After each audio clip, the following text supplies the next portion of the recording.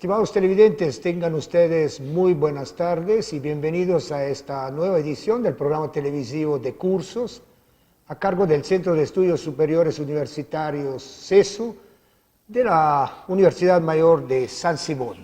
En esta oportunidad me es grato contar con la presencia del licenciado Miguel Ángel Coca Orozco. Él es estudiante de la segunda versión de la maestría Gobernanza y Políticas Públicas a cargo del CESU y él está culminando su trabajo de tesis con una investigación dedicada a las desigualdades por razón de género en el trabajo de cuidado de madres de personas con discapacidad. Estimado Miguel, muy contento de contar contigo. Gracias por estar en el programa y bienvenido. Muy bien, muchas gracias por la invitación, Silvano.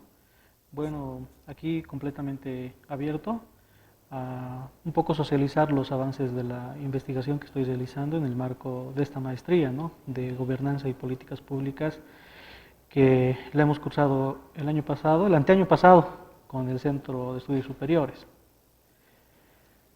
Así, bueno, vayamos introduciéndonos al tema. Y bueno, ¿qué avances investigativos ya tienes actualmente en torno a la problemática de la discapacidad? Bueno, la investigación básicamente está explorando las desigualdades que se han construido en razón de género a partir de esto que llamamos el trabajo de cuidado, ¿no? El trabajo de cuidado es una categoría analítica que permite entender cómo se han construido las desigualdades sociales en razón de género, generando siempre condiciones muy limitadas para que las mujeres puedan, por decir, lograr un desarrollo pleno, ¿no?, en algún proyecto de vida personal, profesional, a raíz de esto que es el cuidado de los hijos, el cuidado de las personas dentro del núcleo del entorno familiar. Es un concepto muy polémico en las ciencias sociales, ¿no? Cuestiona el hecho de que se ha construido desigualdades sociales en torno a la distribución desigual de este trabajo de cuidado, que está concentrado fundamentalmente en las mujeres, ¿no? Son los que se encargan de los hijos enfermos, son los que se encargan del cuidado, del esposo, del cuidado de los abuelitos, ¿no?, del cuidado de algún familiar que está en una situación, podríamos decir, de necesidad de atención. ¿Por qué he estado investigando esto en el ámbito de las personas con discapacidad? Porque se sobrecarga de forma muy concentrada las responsabilidades del cuidado en las mujeres que tienen hijos con discapacidad, ¿no? Entonces estoy estudiando a estas madres de personas con discapacidad que se hacen cargo del cuidado. Ahora, no quiere decir que sea exclusivamente una responsabilidad que la asumen las mujeres al 100%, sí hay casos de varones, de padres de familia, que se hacen cargo de sus hijos con discapacidad, pero son la mínima expresión, ¿no? Son excepcionales los casos. Pero sí, ¿cómo te podría decir? La tendencia general es que las mujeres se hagan cargo del cuidado de las personas con discapacidad. ¿Qué involucra? Involucra que las mujeres, en primer lugar, a partir de las entrevistas que les he ido realizando, renuncian a todo un conjunto de ideas, ¿no?, de crecimiento personal. Me quedé yo con una frase que me dijeron en una entrevista, ¿no? Mi vida está atada a esta guagua ahora porque tiene discapacidad, ¿no? Es más o menos como que ya no tengo posibilidades de trabajar, ya no tengo posibilidades de estudiar, de salir adelante, digamos, en las ambiciones personales que pudiera tener como mujer, y ahora tengo que abocarme al cuidado. Y como que más o menos eso concuerda con un relevamiento que hicimos de datos cuantitativos, porque encontramos casos de madres, de personas con discapacidad que se hacen cargo de ellos, de sus hijos con discapacidad, alrededor de 50 años, 40 años, 30 años, 35 años. Entonces, toda una vida dedicada al cuidado. Y ahí es mucho más complicado cuando la persona tiene discapacidad, ¿no? Porque por lo general una madre cuando tiene un hijo se hace cargo del cuidado hasta que, bueno, el hijo ya puede valerse por sí mismo, trabajar, estudiar y hacer su propia familia y, bueno, salir del núcleo familiar, ¿no? Si es que se diera el caso. Pero aquí no. La gran incertidumbre que tienen las madres que tienen hijos con discapacidad, principalmente los que tienen discapacidad intelectual, discapacidad psíquica, es qué va a ser de mi hijo, ¿no? Prácticamente las mamás, así en forma bien cruda, dicen, mi mayor temor es que cuando yo muera, no sé qué es lo que va a ser de la vida de mi hijo. Entonces nos pinta un cuadro, digamos, muy dramático, muy duro, donde se agudizan las cargas, responsabilidades del cuidado en torno a la mujer, ¿no? A la madre de la persona con discapacidad. Reflexionando un poco por qué sucede esto, claro, tratando un poco de comprender más desde un referente analítico,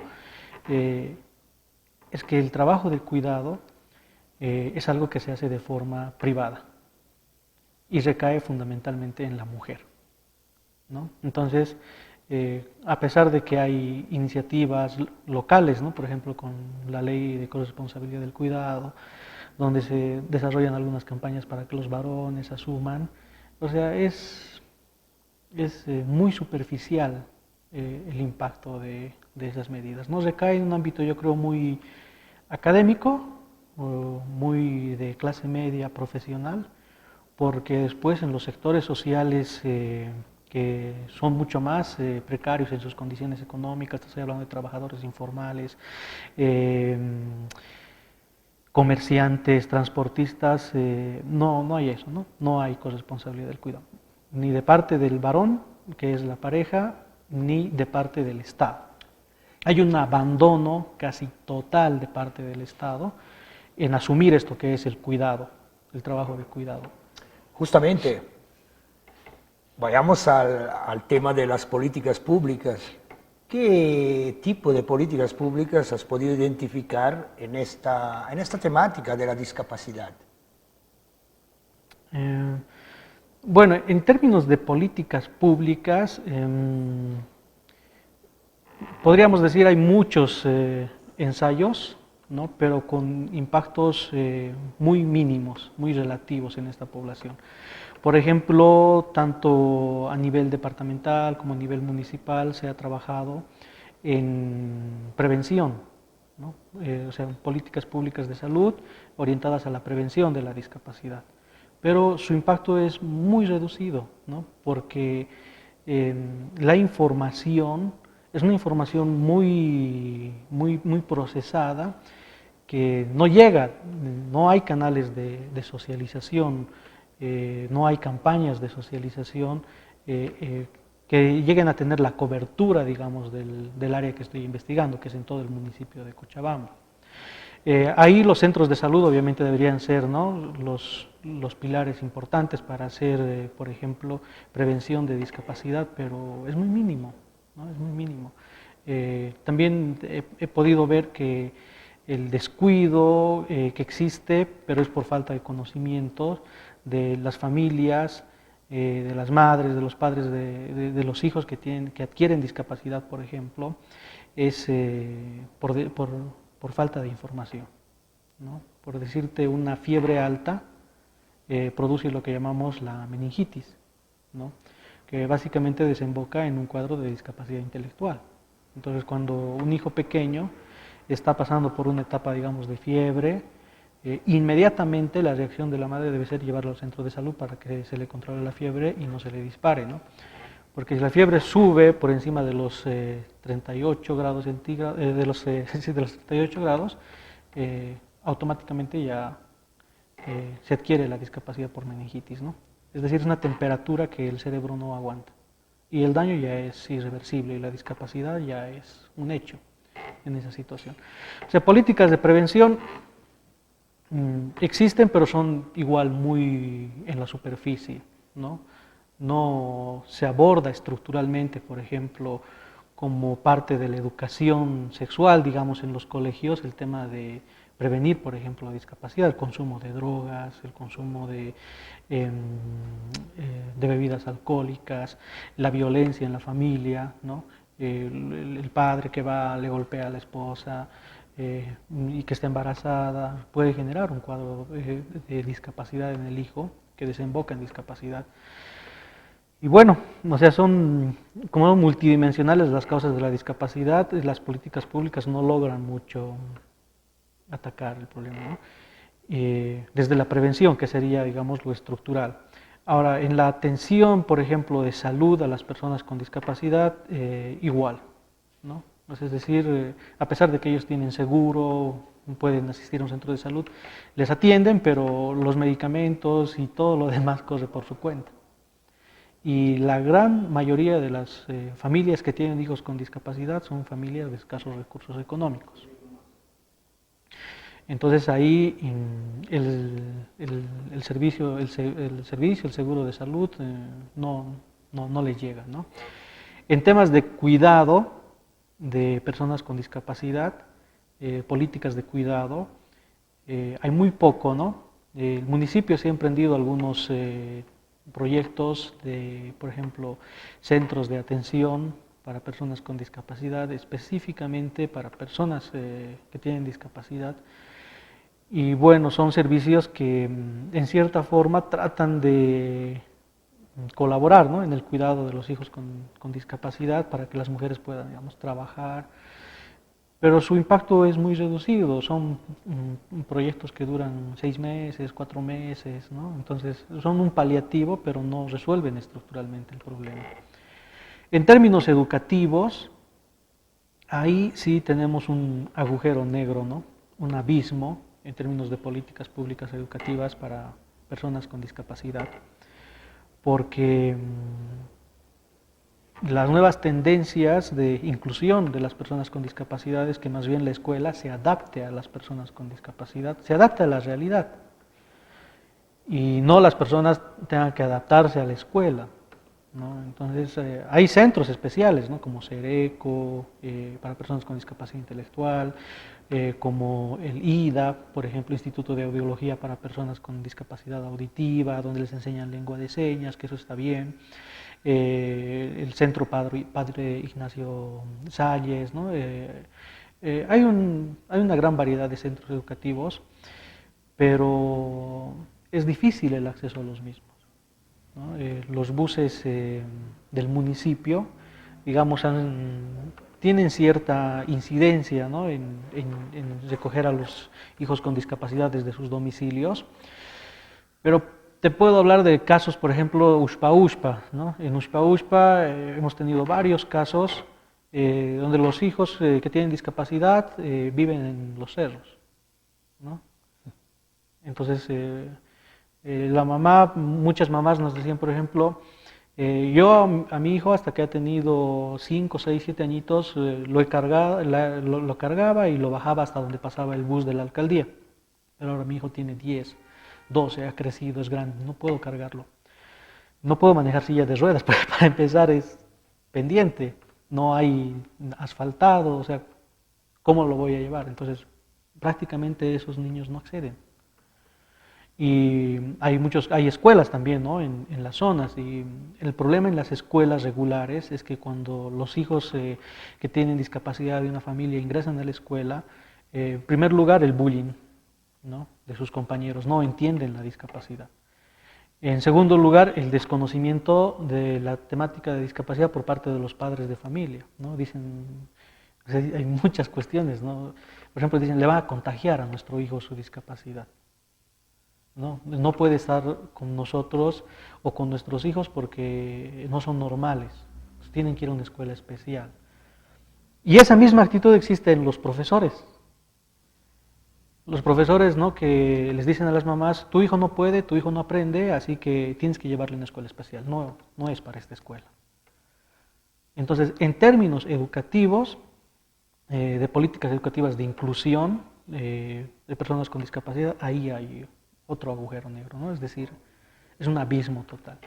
Y ni qué decir en términos de políticas para mejorar los ingresos económicos, ¿no? La única política, pero que además no ha sido algo planteado por el gobierno, sino que más bien ha sido algo arrancado por las propias personas con discapacidad, ha sido el tema del bono de discapacidad, ¿no? Que es un paliativo, es un bono de 250 bolivianos, pero una familia, por ejemplo, con una persona que tiene discapacidad psíquica, todos los días tiene que comprar una tableta para mantener la estabilidad emocional de su hijo y cuesta 80 bolivianos, en 70, 80 bolivianos. Lo más barato que puede encontrar en el mercado con la ayuda de algunas ONGs son 50 bolivianos. Entonces es una carga inmensa, ¿no? Pero ¿cómo afrontan esto las madres? En forma privada, ¿no? En forma individual. No hay una responsabilidad social, no es que la sociedad o la colectividad asume el tema de la discapacidad como un problema, ¿no? Por eso es que cuando en una familia existe un hijo con discapacidad, más bien se lo oculta, ¿no? Se lo recluye en el hogar y eso empeora la situación de la persona con discapacidad psicológicamente, emocionalmente y también la familia. Puede llegar un momento en que la familia implosiona, ¿no?, por esta situación. Pero ese es el marco, digamos, el contexto general de políticas públicas. Es decir, hay algunos avances, pero son más los vacíos, ¿no? Son más los vacíos. Y lo poco que hay en el sector son cosas que ellos mismos han arrancado, con movilizaciones, con luchas. El tema del bono de discapacidad ha sido una movilización a nivel nacional, ¿no?, de las personas con discapacidad. Y que bueno, les decían que no había plata en plena bonanza económica, pero ese es más o menos el contexto. De acuerdo, Miguel.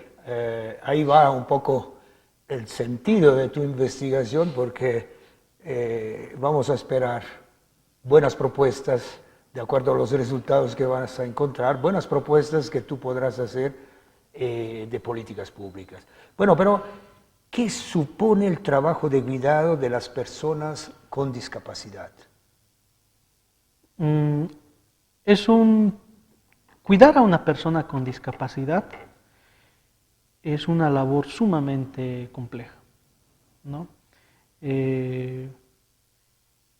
Dependiendo del tipo de discapacidad también, ¿no? Es decir, hay discapacidad intelectual, hay discapacidad psíquica, que no es lo mismo que discapacidad intelectual. Las personas con discapacidad psíquica tienen trastornos, ¿no?, del desarrollo del pensamiento, pero medicadas y atendidas a tiempo pueden desenvolver su vida de manera normal, ¿no? Bueno, no tenemos que usar mucho el término normal, pero pueden desenvolverse, digamos, con cierta capacidad de adaptación al entorno. Tenemos personas con discapacidad auditiva, que, bueno, ellos también pueden desenvolverse casi sin ningún tipo de inconveniente, el único problema es la comunicación, el lenguaje. Tenemos discapacidad física, que es, bueno, el hecho de que te falte, ¿no?, alguna de las extremidades, y eso básicamente limita el movimiento, ¿no? Ahí las barreras físicas son las más importantes. En el caso, por ejemplo, de discapacidad intelectual, son más las barreras psicológicas, mentales, lo que impide, ¿no? Y hay, por ejemplo, la discapacidad múltiple, ¿no? Es decir, puede haber, por ejemplo, una persona que tenga al mismo tiempo que discapacidad física, discapacidad intelectual. Y he encontrado casos de niños que tienen discapacidad física, discapacidad intelectual y al mismo tiempo discapacidad visual. O sea, es múltiple, ¿no? Y el cuidado ahí es total. O sea, desde el hecho de... no importa inclusive el hecho de que pase el tiempo y los niños vayan creciendo. porque siguen siendo como niños que recién han nacido y hay que atenderlos en todos los sentidos, ¿no? Hay que llevarles al baño, darles de comer, cambiarles la ropa, y hay además ciertos conocimientos, capacidades y habilidades que las mamás van socializando entre ellas. Muchas veces hay ya ipso facto constituido grupos de apoyo, ¿no? Donde se socializan conocimientos. Por ejemplo, mamás que saben hacer fisioterapia y que ya practican la fisioterapia en sus hijos, ¿no? Para la rehabilitación, y que pueden encontrarse con otra mamá con que tiene otro hijo con discapacidad y también le enseñan, digamos, ¿no? Y estas cosas son las que no se activan en la sociedad, ¿no? Es decir, todas estas iniciativas no se activan. Entonces ahí, por ejemplo, hay un muy importante, ¿cómo se podría decir?, punto para tratar de abordar esto, ¿no? De asumir la discapacidad como un problema de todos. Pero involucra que la mamá tenga conocimientos, en primer lugar, de la discapacidad.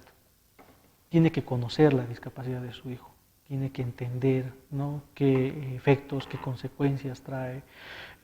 Muchas mamás que a veces no visibilizan la discapacidad a tiempo, por decirte, de los hijos que tienen discapacidad psíquica, no se puede ver la discapacidad, ¿no? Entonces, cuando tú observas ya en el comportamiento, en las reacciones que tiene el hijo, entonces ahí recién vas dándote cuenta que algo está pasando, ¿no? Y cuando ya asistes a un psicólogo y le hacen algunas entrevistas, y entonces te dicen que, bueno, puede haber cuestiones de indicios de discapacidad psíquica, por ejemplo, y ahí, ¿qué es eso?, ¿no? Mucha gente no entiende la discapacidad. Hay gente que viene, por ejemplo, del área rural, que viene con los niños que tienen, ¿no?, hidrocefalia, por ejemplo, te dicen, se va a curar, le he traído a la ciudad, me venía a vivir aquí para que el doctor me lo cure, pero no es una enfermedad, es una discapacidad, entonces no hay cura. Y hasta hacerles entender qué es la discapacidad, y después los hospitales sí ahí se convierten en cierta forma en unos centros de socialización, de capacitación. Las mamás tienen que convertirse en especies de enfermeras, en muchos casos, conocer a profundidad, ¿no? Y estar casi las 24 horas del día con sus hijos con discapacidad, ¿no? No pueden trabajar, muchas de ellas, o muchas trabajan alternando el trabajo del cuidado, ¿no? En varias, bueno, casi todas las entrevistas que hemos realizado a personas de escasos recursos económicos, a madres de escasos recursos económicos, muchas, por ejemplo, lavan ropa, muchas venden refresco, ¿no? Van a cocinar para extraños, muchas tienen que vivir de la mendicidad, ¿no? Y no solamente eso, ¿no? O sea, ¿qué implica? Tenemos casos bien dramáticos, ¿no? Una especie de patrón que he encontrado en las entrevistas, principalmente en la zona sur, es que cuando nace un hijo con discapacidad, la madre sufre abandono por parte del esposo o del cónyuge. Son muchos los casos, son llamativos los casos donde hay abandono por parte del esposo, ¿no? De la mamá, del hijo con discapacidad, y no hay asistencia familiar, no hay responsabilidad de ningún tipo por parte del padre. Y cuando sucede el abandono, lo que ¿cómo se podría decir? El argumento, el discurso masculino, patriarcal es tu culpa, ¿no? Es tu culpa, tú algo has debido hacer, qué te habrás tomado, con quién habrás andado. Entonces hay una especie de, ¿cómo se podría decir?, de señalar, ¿no?, a la mujer como la culpable de la discapacidad del hijo, ¿no? Y de que, bueno, asumí, es tu hijo, tú por algo has tenido así un hijo con discapacidad. O sea, todo ello involucra el hacerse cargo de una persona con discapacidad.